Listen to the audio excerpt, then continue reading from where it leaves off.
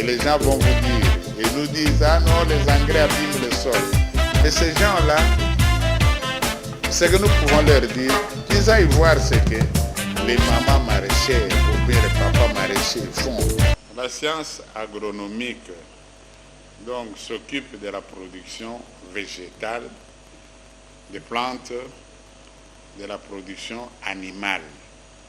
Donc c'est ça la science agronomique, s'occupe de ça. Donc, ce que nous enseignons aux enfants et filles, végétale, et tout ce qui est légumes, plantes, culture vivrière, culture annuelle, et également la production animale. Donc la production animale, comment gérer, comment élever les poules, les chèvres, les moutons, et tout ce qui est, par exemple, également les soigner, aussi bien les plantes que les animaux. C'est ça l'ensemble des sciences agronomiques. Peut-être nous, on était juste là au début de l'indépendance. Avant l'indépendance, notre pays, le Congo, dans son budget, il avait 40% qui venait de la production agricole. De la production agricole, ça veut dire que il produisait tout et il exportait. Il exportait beaucoup. Après l'indépendance, tout est tombé. Tout est tombé complètement. Les raisons sont simples. Les gens croient parfois que c'est de mauvaise foi. Les raisons sont simples. Quand quelqu'un produit à l'intérieur, je prends l'exemple plateau de Bateke, ici à côté de nous, et à Kwango, vers Popokabaka ou quoi. Si quelqu'un produit, quelle est sa finalité? Il doit aller amener sa production pour vendre. Mais s'il ne peut pas vendre, qu'est-ce que la personne va faire? Il va se décourager. Ça, c'est l'une des raisons que la production agricole chez nous a beaucoup chuté. Et les gens n'en parlent pas. On pouvait, dans le temps, avant l'indépendance, on pouvait quitter Kinshasa pour arriver à Lubumbashi avec une Volkswagen, une sentinelle. On pouvait arriver à Lubumbashi avec ça. Mais maintenant, c'est pratiquement impossible. Donc, vous voyez, il y a d'abord les routes. Si vous faites les routes, le producteur va avoir les possibilités d'évacuer ses marchandises. Si maintenant, il évacue, mais les gens trouvent que la qualité de sa marchandise n'est pas bonne, on rentre maintenant vraiment à l'intérieur de l'agronomie, donc on améliore les variétés. Or, nous avons des variétés bien améliorées qui peuvent bien permettre à ce qu'on puisse booster du moins la production agricole, augmenter la production agricole. Donc vous voyez, c'est ça la base. Si il faut continuer, comment? C'est que chez nous, on s'arrête, on produit, et puis on ne fait pas des analyses de sol. Vous voyez, en Europe, là, les gens sont au même endroit depuis plus de 100 ans. Au même endroit. Pourquoi? Ils font les analyses de sol. Parce que tout ce que la plante prend, possède, les grains, que ce soit le maïs, que ce soit l'arachide, ça vient du sol. Mais si vous avez pris, la plante a pris quelque part dans le sol, vous l'avez amené ailleurs, c'est dire vous avez créé un vide. Il faut remplir ce vide-là. Et c'est ce vide-là, c'est comme ça qu'on fait la fertilisation. On rentre dans ce que nous appelons les engrais. Et les gens vont vous dire, et nous disent, ah non, les engrais abîment le sol. Mais ces gens-là, ce que nous pouvons leur dire, qu'ils aillent voir ce que les mamans maraîchères ou bien les papas maraîchers font. Ils mettent régulièrement des engrais. Ils connaissent les doses d'engrais qu'il faut mettre, les quantités d'engrais qu'il faut mettre sur une plate-bande. Il y a des gens qui sont là depuis plus de 20 ans, sur les mêmes plates-bandes. Si vous allez à Njili, c'est Komaf. Si vous allez à Tchwengi, si vous allez ici à Kimwenza, vous allez dans tous ces sites maraîchers, vous allez trouver qu'il y a des gens qui sont là depuis plus de 20 ans, au même endroit. Mais dans nos sols, ailleurs, quand nous faisons les cultures vivrières, aujourd'hui on est ici, demain on abandonne, on dit non, ça ne donne plus, on abandonne, on va ailleurs. Et on va entrer dans la forêt, couper la forêt, ainsi de suite. On doit suivre l'exemple de ces mamans maraîchers. Ce qui arrive, c'est que nous devons former les planteurs, les agriculteurs, leur montrer comment travailler, qu'est-ce qu'il faut faire pour qu'on arrive à avoir un bon rendement. Qu'est-ce qu'on arrive à pouvoir rester au même endroit au lieu de se déplacer. Qu'est-ce qu'il faut? Plus vous cultivez le sol, votre sol devient acide. Et si le sol devient acide, qu'est-ce qu'on fait? Qu'est-ce qu'ailleurs les gens font? Ils mettent de la chaux.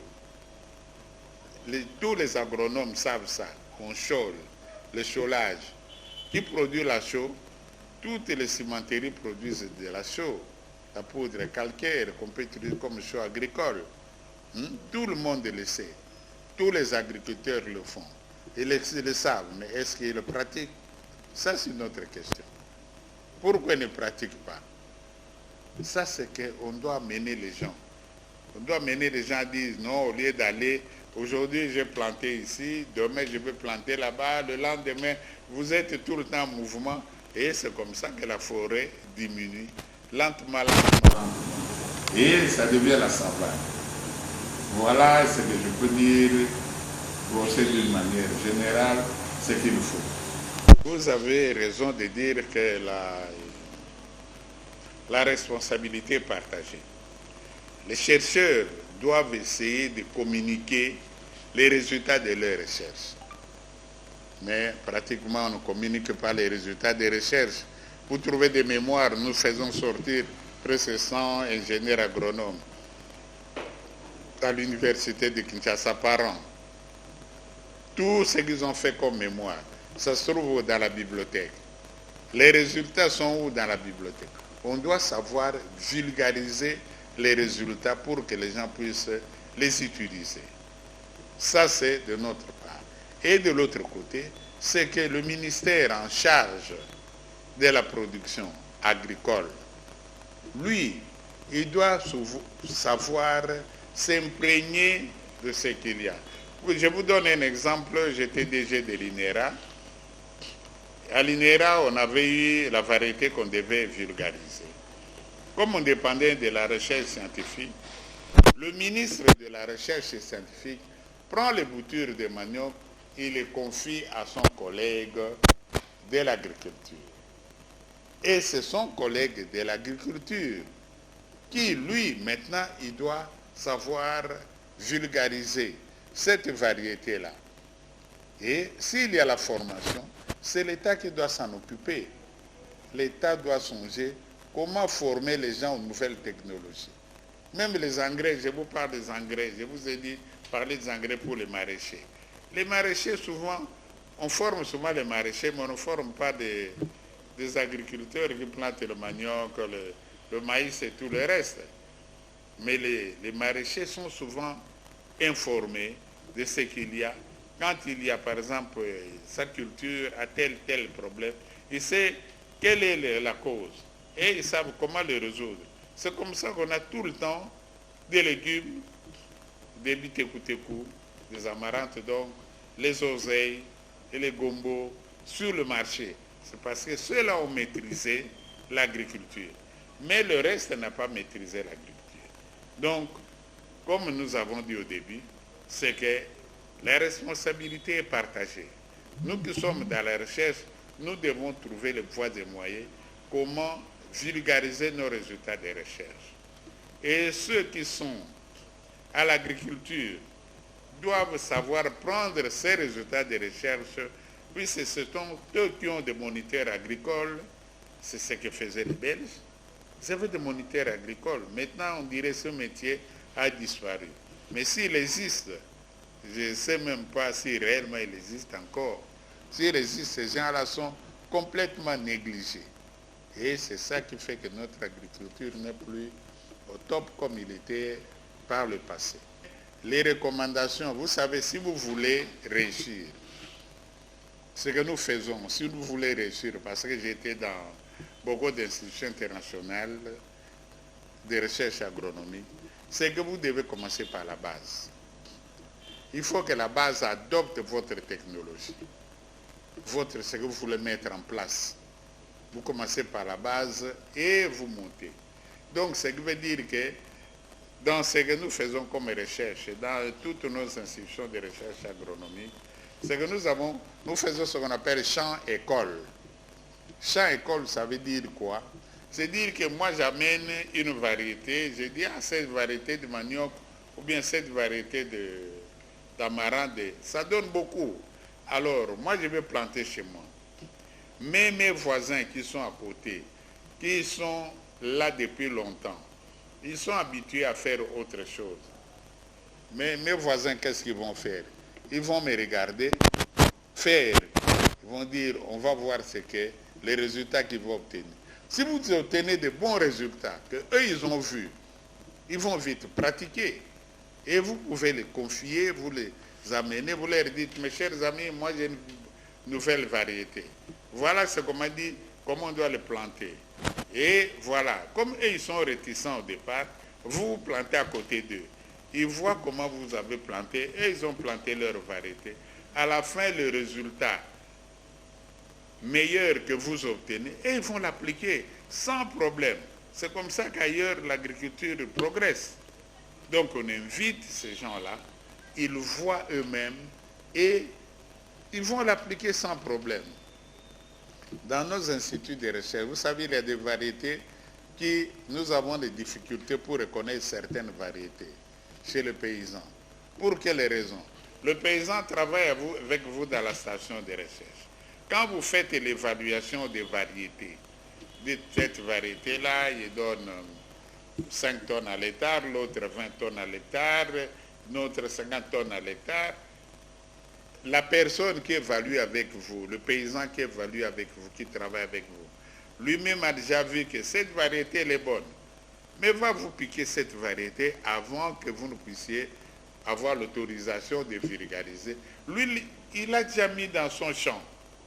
Et quand vous allez faire des prospections pour voir quelles sont les variétés que les paysans, vous allez trouver cette variété, vous dites, oh, mais le paysan a une bonne variété là-bas. Alors c'était votre variété que lui avait pris, parce que quand vous avez fait l'évaluation avec lui, il a constaté que c'était une meilleure variété. Donc vous voyez que c'est qu'on doit associer les gens qui sont à la base, si nous voulons réellement réussir en agriculture. Je pense que vous voulez penser comme pratiquer.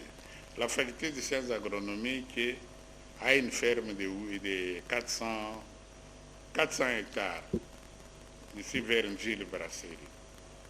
Bien qu'il ait eu beaucoup de problèmes, mais nous pratiquons, nous amenons des étudiants sur le terrain.